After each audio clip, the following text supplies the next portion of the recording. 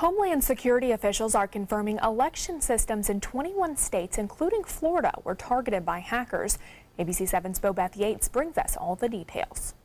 The information came out late Friday when Florida Department of State sent an email to all area election supervisors.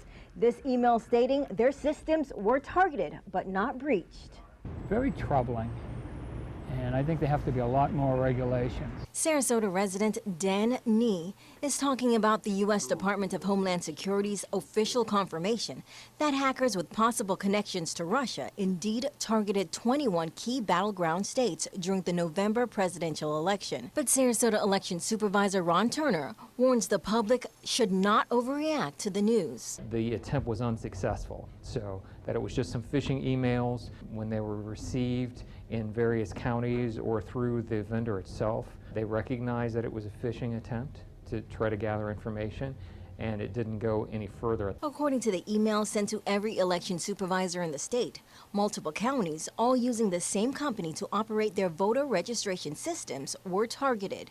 And while Homeland Security has not publicly disclosed the cybersecurity details, we do know that Manatee and Sarasota counties were not impacted. And for areas in the state that were, it wasn't the voting system that was targeted, but instead their registration information. We're not talking about the voting system that any of the counties use in the state of Florida.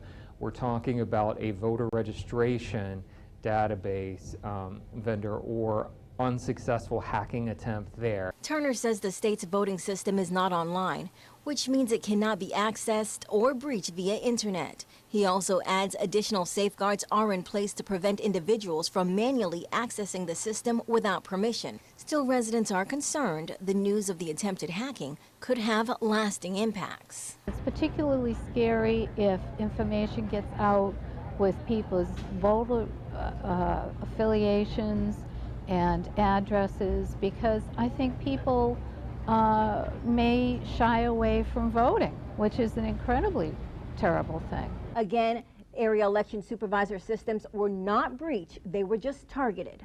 Bobeth Yates, ABC 7, your Suncoast News. Thank you, Bobeth.